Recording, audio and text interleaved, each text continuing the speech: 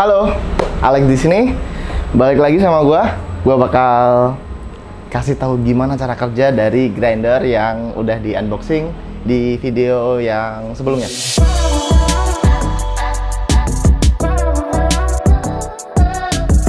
Seperti kalian tahu, ini adalah Weber Workshop.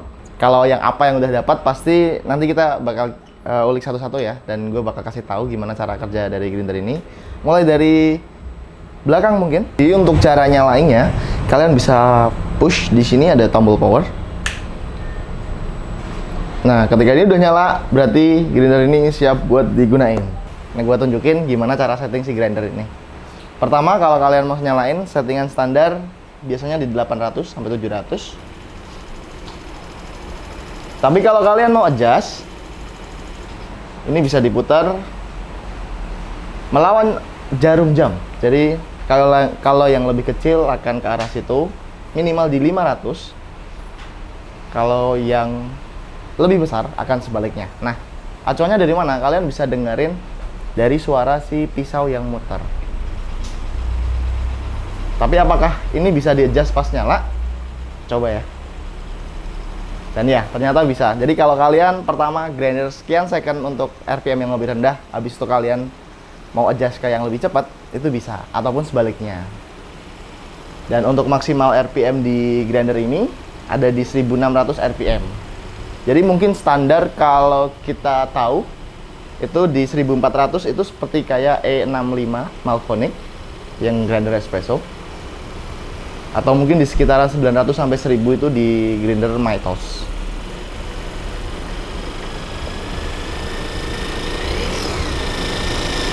Nah, ini untuk maksimalnya. Jadi kedengaran untuk suaranya. Jadi gitu guys.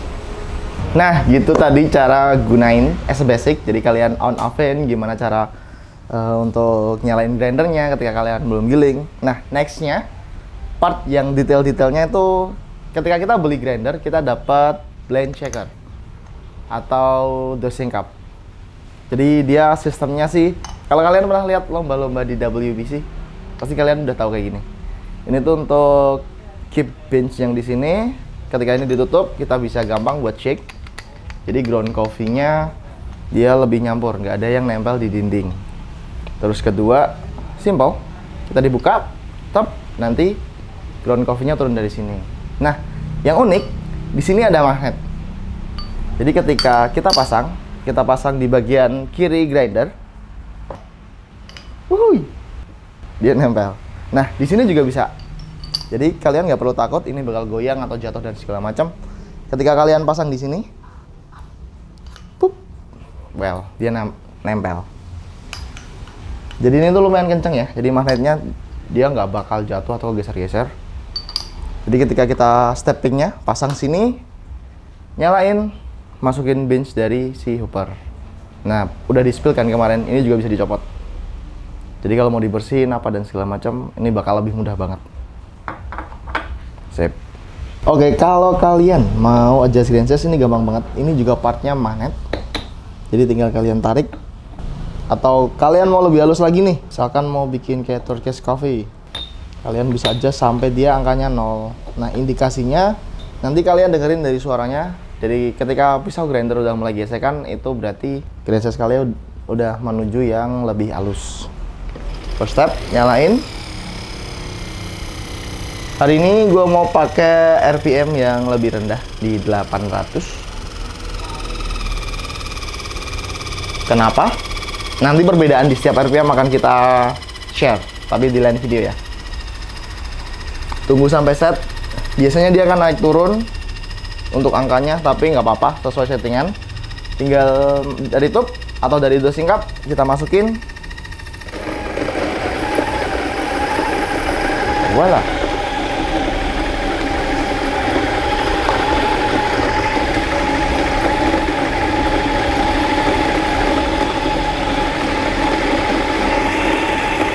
Nah, kalau ini kalian mau cepat, otomatis RPM-nya harus lebih tinggi. Kalau mau lebih lambat, harus lebih low lagi. Great. Nah, di bagian bawah juga, biar gak dikes, ini ada taper. Aku sebutnya taper sih. Ini buat ngehilangin ground coffee atau yang nempel karena listrik statis. Biasanya gesekan akan nimbulin listrik statis. Jadi di sini udah dilengkapin kayak mungkin grinder-grinder sekarang, ada tapernya. Dia bisa push down untuk ground-ground yang nempel. Nah, kalau mau ngebersihin, kita cukup push di max RPM, nanti sisa ground coffee yang tertinggal itu dia bakal turun sendiri.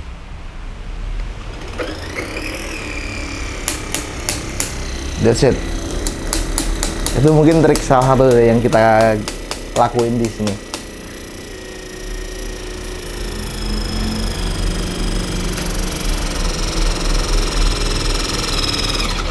Oke. Kalau beli grinder juga kalian dapat ini, this little magic sama ini. Jadi dia tuh gunanya untuk kita semprot dulu. Ini air biasa sebenarnya. Buat seperti ini biar nggak nempel. Cuman kalau aku sendiri jarang gunain ini. Kalau ini untuk wash, ya fungsinya untuk bersihin debu-debu kecil. Nanti bisa kalian tinggal kumpulin dan whip, sapu. Udah bisa bersih grinder kalian. Sip. Nah, setelah kalian dapat nih ground semua di sini, kalian bisa shake dulu. Jadi make sure semua ground dia bakal turun. Nah, caranya sesimpel pasang di atas portafilter kalian. Terus dijatuhin deh. Alat ini sangat berguna banget. Menurut gua, dia bakal keep ground coffee semua masuk ke basket. Jadi di sini bersih.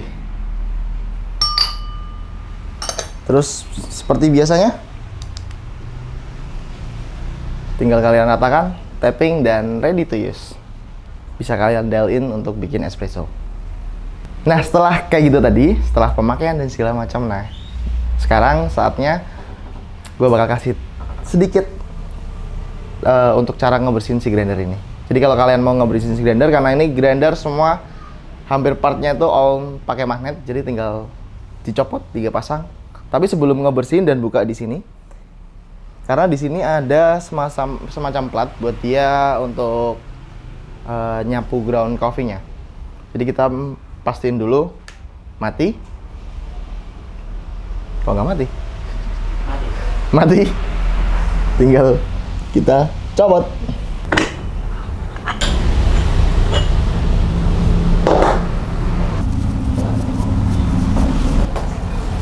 Nah, itu tadi dari pemakaian, penggunaan, adjustment dari grinder-grinder ini.